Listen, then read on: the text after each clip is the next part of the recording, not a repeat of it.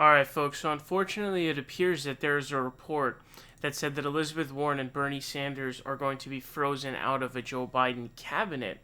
Now, there are a couple of different reasons for this. Now, the main reason for this happening is pretty much because there was such a horrible performance at both the Senate and the House level. And there's actually a couple of subpoints that kind of play into that. And so basically, it's explained that they have such a slim majority in the House, and they're going to have a majority of by like 7 seats, something ridiculously small and marginal like that. So they can't even really pull many seats from the House because they don't want special elections to go down and risk that and have to go through all of that stuff. But also, you now have, even if you pick up these two Senate runoffs, you're at 50 at that point, right? So it makes it more difficult. Remember, in Vermont, the governor is a Republican. So a lot of these are inhibiting factors for the Senate, for Senate members. Bernie and Warren are kind of both, cursed with being in the Senate. And funny enough, in this article on Politico, it actually says that Obama was actually called out for, quote, raiding the Senate in 2008 because he was picking up a bunch of people from there. The Senate process is much more difficult. Obviously, the governor appoints the person. So what if the person is in a red state, which is very possible? Like I said, Vermont governor is a Republican, not a Democrat. So this article reads, Congressional Democrats spent months openly jockeying for a potential Biden cabinet spot. Then came the election day train wreck. Democrats' disappointing down-ballot finish, failing to take the Senate majority outright, and losing critical seats in the House, has put a serious damper on the prospect of their own members being plucked from Congress to join President-elect Joe Biden's administration. There are still more than half a dozen Hill Democrats being floated as Biden appointees or advisors, including Senator Chris Coons of Delaware and Representatives Karen Bass of California and Cedric Richmond of Louisiana.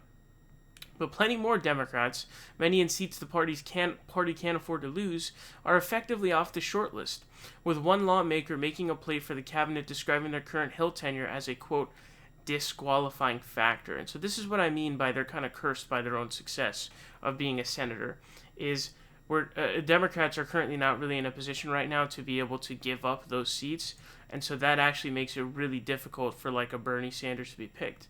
But there's also another potential contributing reason.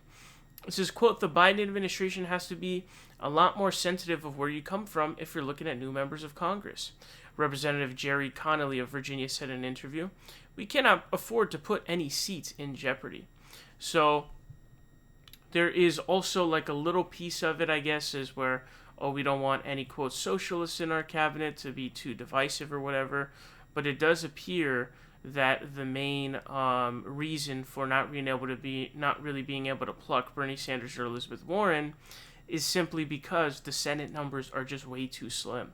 And honestly, when you think about it, it is pretty tough to take Senate seats for an administration, given how important the Senate is and how few of the senators there are. There's only 100 senators in the country. It says, in the Senate, Democrats privately acknowledge that liberals Elizabeth Warren and Bernie Sanders no longer stand a chance of confirmation as long as Mitch McConnell remains majority leader. And even if Democrats flip a pair of Senate seats in Georgia early next year to take a 50-50 majority, opposition from centrist Democrats could stifle liberal appointees anyway. So, currently as it stands, Democrats only have 48 seats. There's the two runoffs in Georgia, which I don't find Democrats likely to win either of them. Although I do think Warnock is more likely to win, but I still think they're both going to lose. So if they do, you think Mitch McConnell would allow Bernie Sanders into the cabinet? Probably not, okay? It's very unlikely. And even if they get 50-50, obviously in 50-50 ties, the vice president comes in to break ties. But the thing is, I believe Kyrsten Sinema is also in the Senate.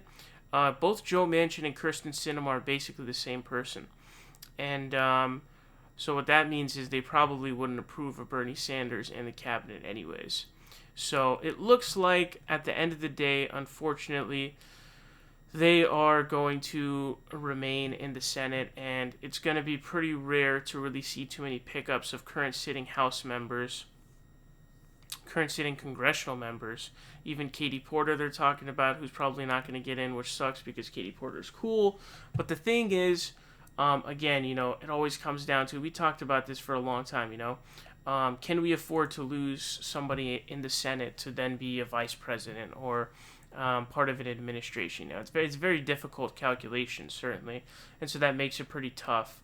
So it doesn't look like you're really going to see too many congressional members in there, which can be looked at as a benefit or a curse. The thing is, there's a lot of people who are not sitting congressional members, a lot of heavy bureaucrats, like leads of think tanks, that are going to now get into the administration, which is a complete travesty. People like Rahm Emanuel, folks like that, who are not elected by anybody currently, is probably a pretty bad look. But it doesn't appear that Bernie Sanders is going to end up being labor secretary, which is pretty sad.